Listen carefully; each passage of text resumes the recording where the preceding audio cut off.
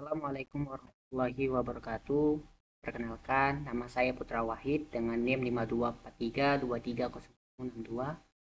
Pada video ini saya akan menjelaskan tugas yang telah diberikan oleh dosen saya yaitu Bapak Asmi Rizky Lubis SPDMT dengan mata kuliah Elektronika Daya.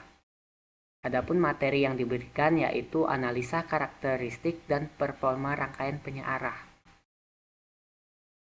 Di sini kita langsung masuk ke soal yang telah diberikan oleh Bapak Asmi. Di sini yang pertama yaitu penyearah setengah gelombang satu fasa. Di mana contoh soal yang pertama yaitu kita menganalisis matematisnya. Di sini terdapat sebuah rangkaian penyearah setengah gelombang satu fasa dihubungkan dengan sumber tegangan Vs sama dengan 220 sin 100 pi dikali T dengan satuan volt dengan beban resistif sebesar R sama dengan 10 ohm. Di sini ada dua pertanyaan yaitu menghitung nilai tegangan luaran rata-rata VDC pada beban. Lalu yang kedua, tentukan nilai arus rata-rata IDC yang mengalir pada rangkaian tersebut. Di sini perlu kita ketahui bahwasanya rumus dari gelombang sinus yaitu Vst sama dengan Vm sin omega T dengan satuan volt. Lalu untuk frekuensi, ya frekuensi sudut dalam radian yaitu omega sama dengan 2πf, atau jika kita ingin mencari frekuensinya yaitu omega sama dengan dibagi dengan 2pi. Jadi untuk mencari frekuensi itu omega dibagi dengan 2pi. Lalu seperti yang pertanyaan yang A, di sini kita diminta untuk menghitung tegangan luaran rata-rata pada VDC. Untuk rumus VDC yaitu Vm dibagi dengan pi. Vm dibagi dengan pi. Vm adalah tegangan maksimum yang ada pada sumber tegangan. Lalu untuk rumus IDC yaitu pada pertanyaan kedua tentukan nilai arus rata-rata IDC. Berarti di sini kita menggunakan rumus IDC yaitu VDC dibagi dengan R. Di mana untuk mencari Vm itu Vrms dikali akar 2. Kita ingin mencari VDC dan ingin mencari IDC, kita terlebih dahulu mencari berapa besar dari Vm-nya. Di sini juga saya sudah membuat sebuah gambar rangkaiannya. Di sini ada sumber tegangan, lalu ada dioda, dan di sini juga ada beban resistifnya. Langsung saja kita menjawab dari pertanyaan yang ini. Yang pertama diketahui Vst sama dengan 220 sin 100 pi per kali T dengan satuan volt. Untuk R-nya yaitu 10 ohm. Di mana Vrms 220 volt. Mengapa Vrms-nya 220 volt? Karena pada di soal itu tidak disebutkan bahwasanya Vm-nya itu 220 volt.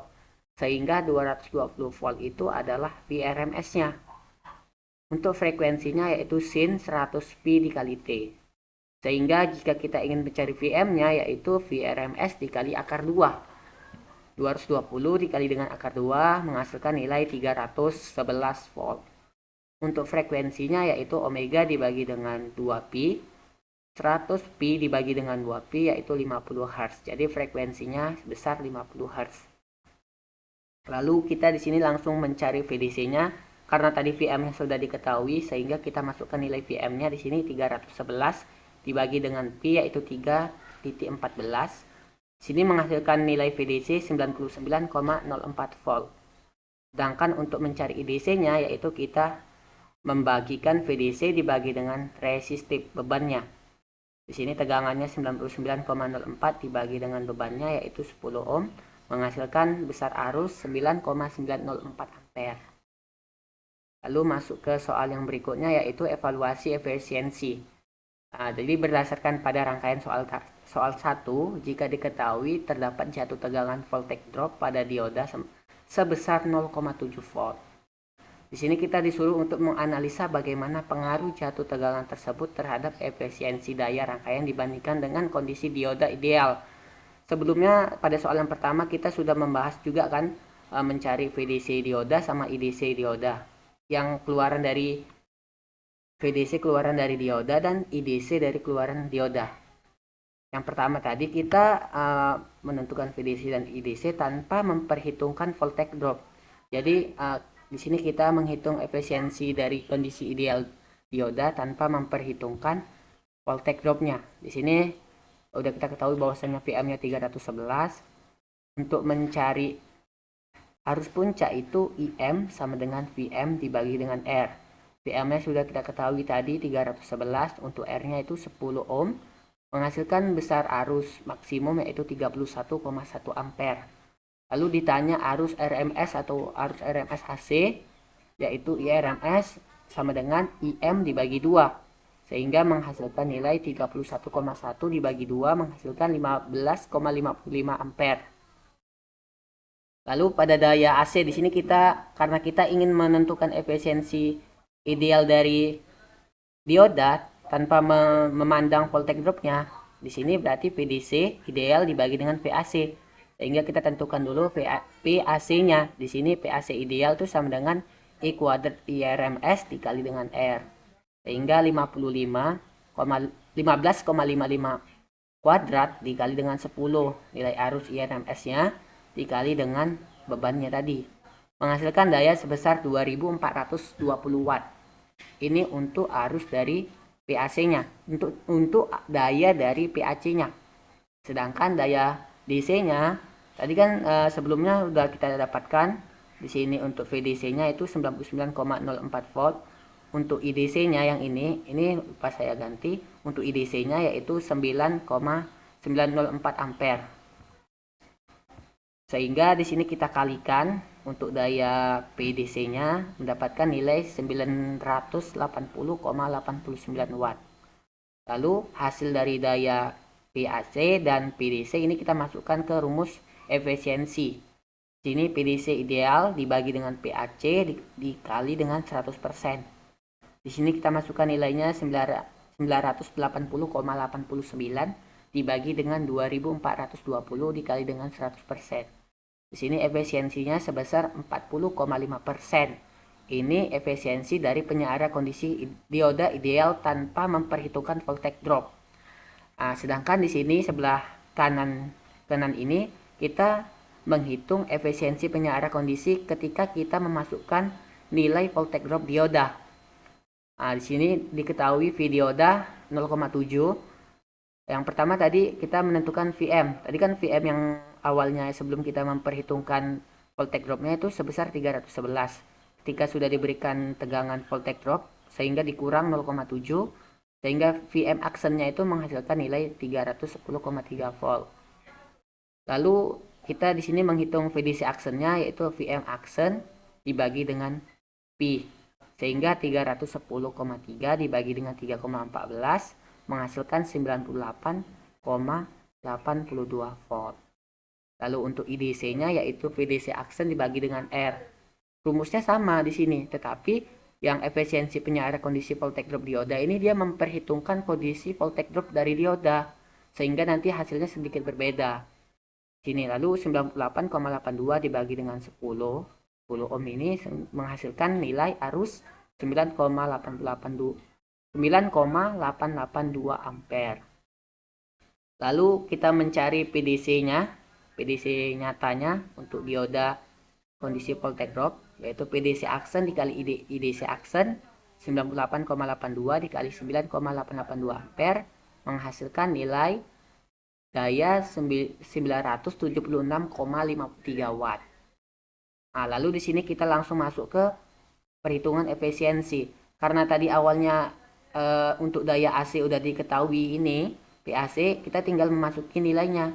Di sini kita cuman mencari nilai PDC yang baru. Di sini kita masukkan nilainya untuk efisiensi nyatanya untuk voltage drop dioda itu PDC nyata dibagi dengan PAC dikali dengan 100%. Mengapa saya bilang nyata? Karena pada kondisi sebenarnya rangkaian sebuah dioda itu terjadi voltage drop karena kita menggunakan sebuah dioda. Sehingga 976,53 dibagi dengan 2420 dikali dengan 100% menghasilkan nilai 40,3%. Nah, dari evaluasi efisiensi ini terlihat bahwasanya terdapat pengurangan di mana pada kondisi kita tidak menggunakan voltage drop, memperhitungkan voltage drop sekitar 0,2% penurunannya. Lalu berikutnya yaitu soal yang ketiga yaitu aplikasi. Di sini sebutkan dua kelebihan dan kekurangan dari penggunaan penyiaran setengah gelombang dalam aplikasi industri kecil. Biasanya kelebihan dari penyiaran setengah gelombang yaitu sederhana dan murah yang pertama. Hanya memerlukan satu dioda dan beberapa komponen pendukung. Cocok untuk aplikasi industri kecil dan biayanya terbatas. Lalu yang kedua, mudah dalam perancangan dan pemeliharaan. Skema rangkaiannya pun sederhana, mudah dipasang dan diperbaiki dan diganti komponennya.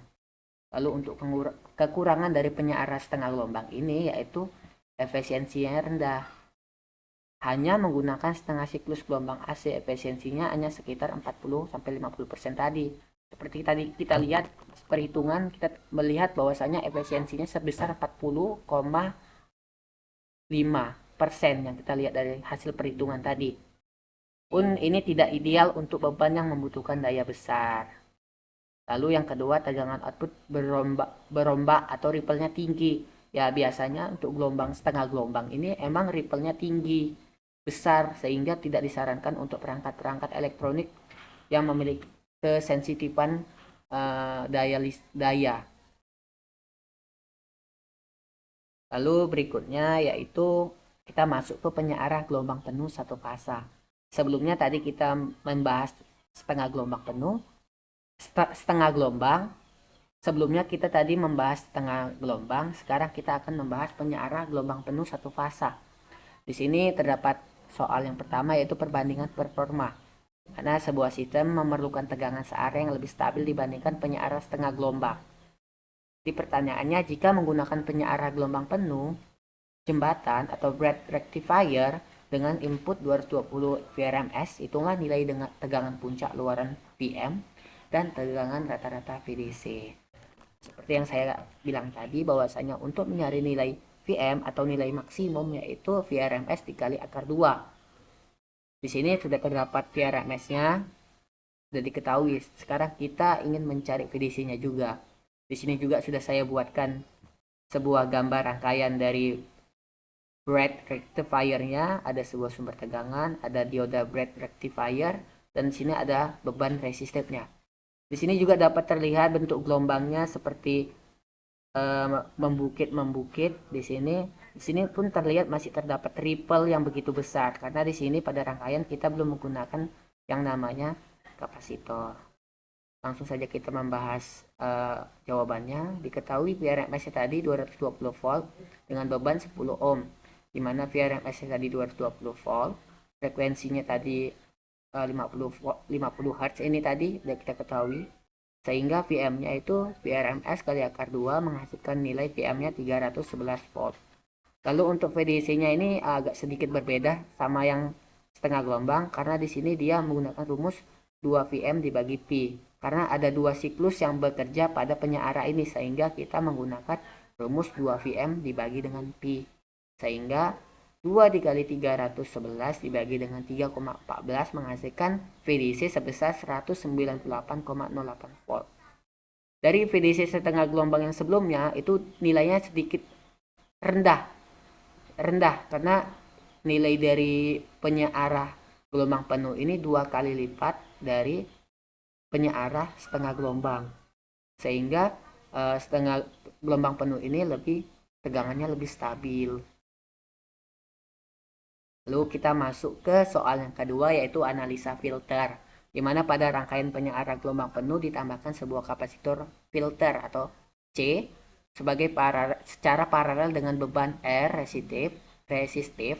Lalu di sini kita disuruh untuk jelaskan cara teknik bagaimana filter tersebut dapat memperkecil tegak riak ripple voltage. Apa yang terjadi pada nilai VDC jika nilai kapasitansi kapasitor diperbesar, jelaskan. Jadi seperti yang ini kita lihat bahwasanya bentuk gelombangnya masih membukit, masih tinggi. Antara gelombang 1 dengan gelombang 2 ini masih memiliki bentuk yang sama. Ini sebelum menggunakan sebuah kapasitor. Ketika sudah menggunakan kapasitor, maka bentuk gelombang akan berganti seperti ini. Mengapa bisa seperti itu? Karena pada kondisi siklus positif, dia akan membentuk sebuah bukit. Gelombang akan membentuk sebuah bukit.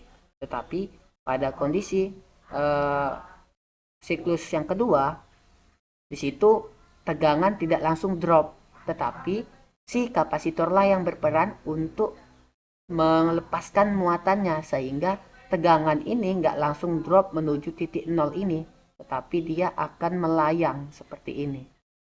Jadi peran dari kapasitor itu memperkecil ripple atau memperkecil jatuhnya tegangan. Itu. Jadi untuk nilai VDC-nya itu bisa kita cari, yaitu Vm sama dengan Vrms dikali akar 2. Rumus VDC-nya itu 2 Vm dibagi dengan Pi. Vrms-nya tadi kita ketahui 220, kita masukkan ke Vm-nya itu sehingga mendapatkan nilai Vm 311.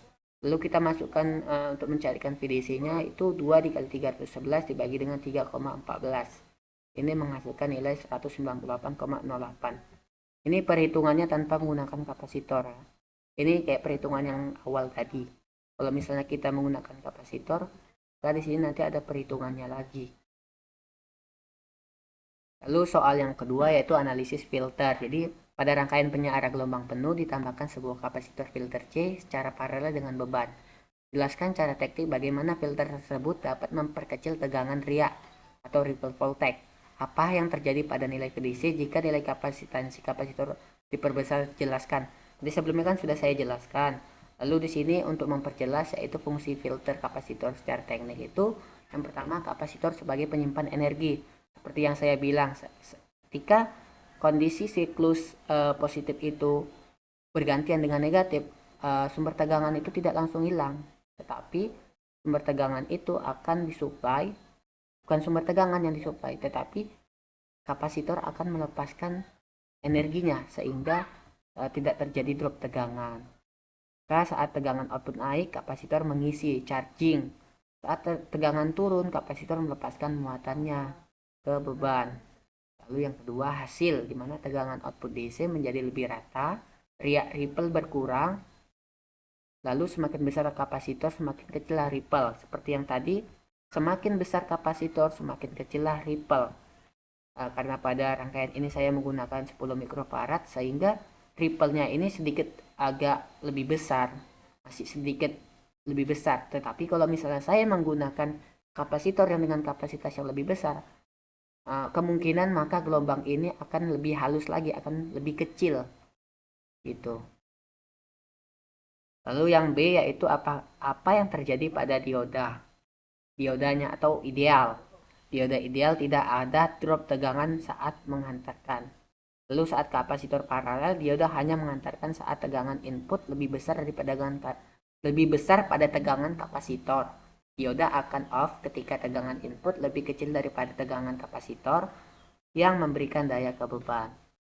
Jadi sebenarnya selain kita menggunakan kapasitor itu gelombangnya akan berubah, memperkecil ripple, jadi penggunaan kapasitor ini juga bisa memperbesar tegangan yang dihasilkan. Jadi tegangan DC yang awalnya kecil ini bisa lebih 2 kali lipat lebih besar dari sebelumnya. Jadi kegunaan kapasitor itu tidak hanya memfilter tetapi juga menaikkan drop tegangan tadi. Tuh. Lalu kita masuk ke soal yang ketiga yaitu studi kasus atau case method, di mana kita di sini membandingkan antara gelombang setengah gelombang dan gelombang penuh. Efisiensinya, pertama tadi udah kita ketahui efisiensi penyearan setengah gelombang itu sebesar 40,5%. Lalu di sini kita akan mencari efisiensi dari gelombang penuh. Di sini tadi kita ketahui bahwasanya VM-nya 311 volt. Untuk VDC dari gelombang penuh tadi udah kita ketahui sebesar 198,08 volt. Untuk IDC-nya itu sebesar 19,8 volt. Ini untuk bagian dari gelombang penuh ya. Untuk daya DC-nya yaitu kita kalikan VDC bright sama dengan VDC dikali IDC sehingga menghasilkan nilai 3921 watt.